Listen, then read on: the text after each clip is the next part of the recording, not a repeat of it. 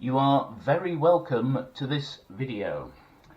Today I thought I would look at stropping, or what you're basically doing is polishing a knife blade.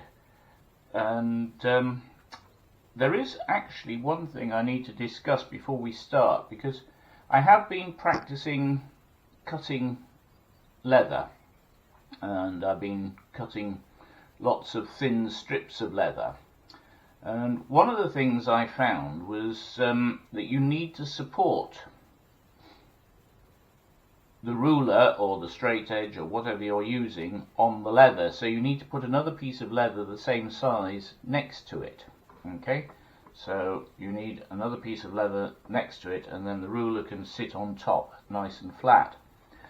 Now even if you do that, another thing I found is if you start at this pointed end, it's actually very difficult to get a straight cut. I've deliberately stopped cutting this, but I don't know if you can see there are a number of marks here where I've tried to cut it, and it wasn't until I got more, should we say, meat on the leather that I was able to cut it.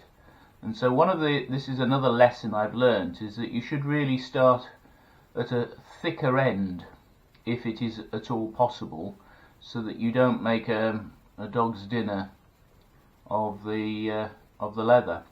Okay, so enough of that. That was just something that I saw. Now, I've done a lot of knife sharpening in my life, mostly using steels and things like that, but I have actually used a whetstone as well, although not for some years.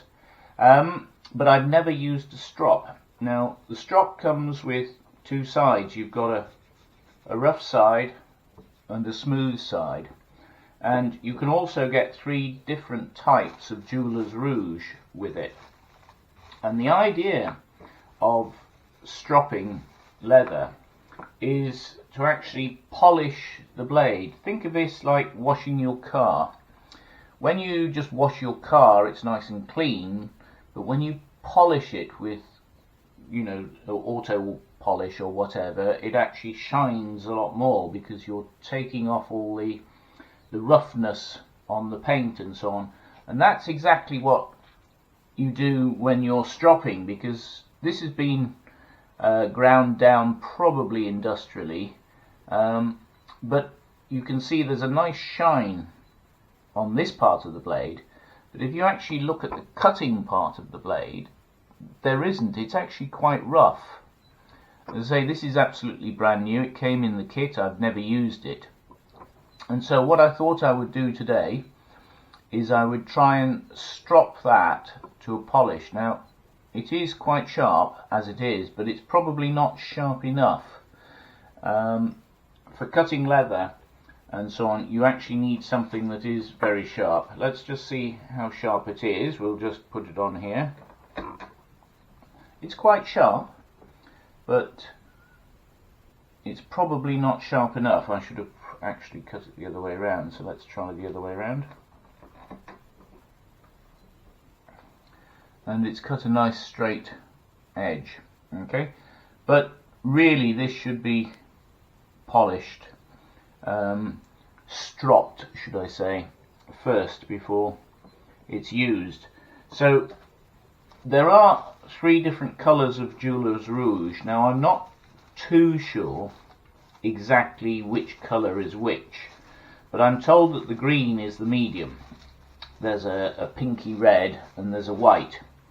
I'm going to make a guess that the red is more coarse and the white is more fine, but that is a total guess. Now, as I mentioned, you've got 2 sides to this. You've got the rough side, you probably hear that, and the smooth side here. Now, as that needs quite some polishing, I'm going to start on the rough side. Now, if you don't have a strop and jeweler's rouge, you could use 3000 grit wet and dry, but it would have to be something like 3000 grit. You're talking nearly smooth, okay? And so, just quite literally polish the knife on the wet and dry, and that would probably do nearly as good a job. So the first thing you need to do is you need to liberally apply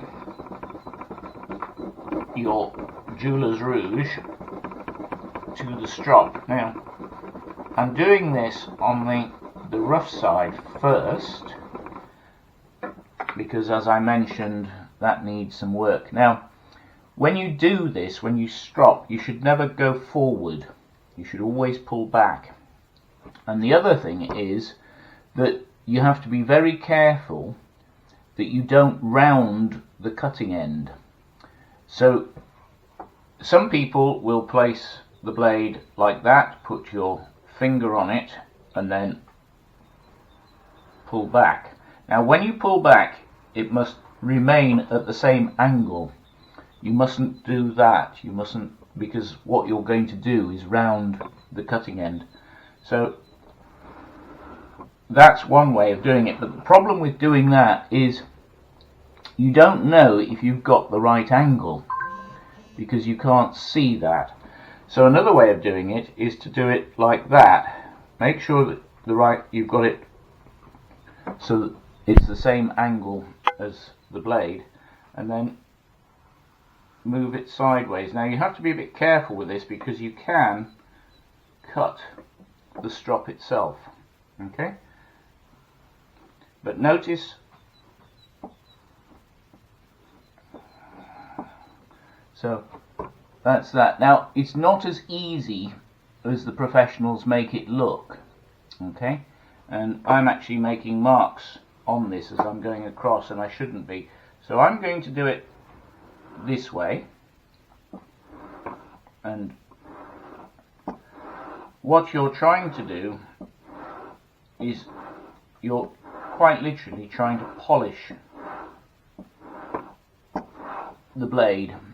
I don't seem to be making much of a difference. It is feeling quite sharp still. I can't see any difference to the shine, so I shall keep going on that. Now, you know it's working because you can actually see the jeweler's rouge changing colour from green to a sort of grey. I'm just going to put a bit more of the jeweler's rouge in the centre section there.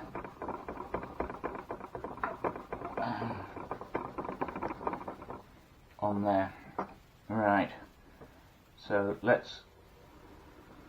remember, the same angle all the time.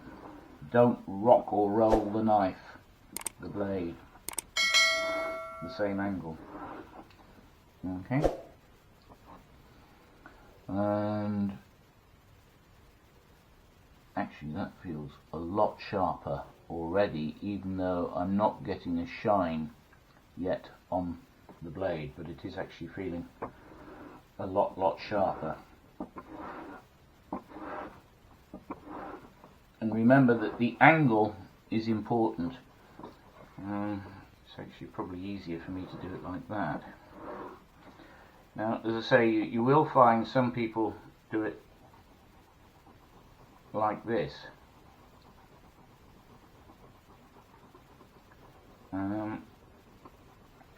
I'm not sure which is best. That is certainly polishing more, but I'm not sure if I've got the angle correct. You should never do that, by the way, because you're just going to cut into. You should always come back like that. Okay. Right, so let's just see if that is any sharper. It seems about the same, maybe a little bit sharper, so we shall continue. As I say, you can see that the jeweler's rouge is changing colour, which tells you that it's actually taking some of the material off the blade. So that was the rough side. I'm just going to put this down to protect that, and we will try the smooth side now. So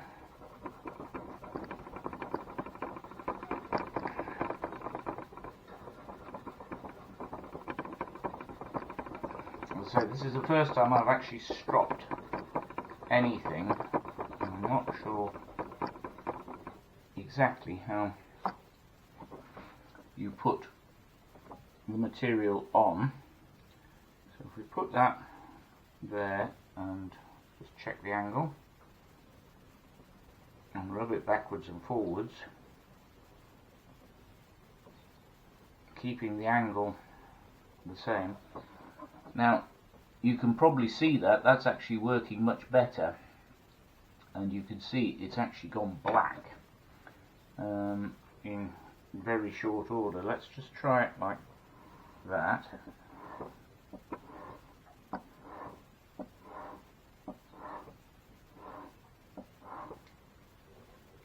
And I can't really tell. I did have a... oh, it's over here. So I did have a... so I cleaned off the jeweler's rouge, but it still seems... it's very, very sharp actually. Let's just try again.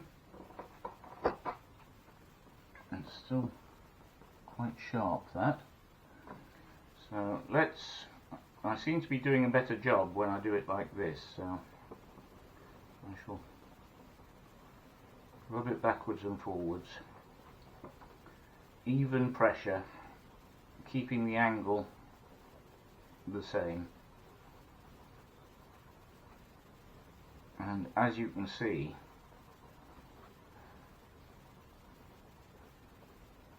it's doing quite a good job. Now, I seem not to have the angle perfectly from the position of the jeweler's rouge on the blade. So I seem to be possibly a little bit high.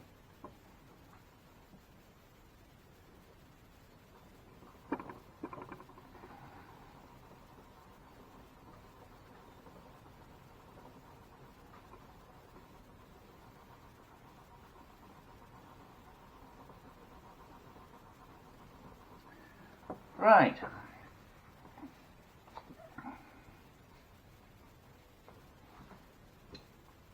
So that actually feels lethal. It feels a lot sharper than it did previously. And it cut that very easily indeed. Very easily indeed. So if I just do that. Now, you don't need to use a strop. You could use any piece of leather. It doesn't have to be a strop like this. You can use any piece of leather, or you can use a piece of cardboard and do exactly the same thing on the cardboard. So let's just see. I've never tried skiving, but let's just see if this will turn it the right way around.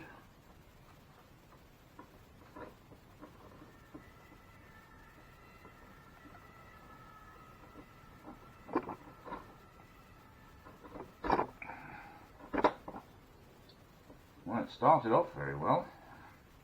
It was my sad attempt at the end that didn't really work. Let's just move that out of the way.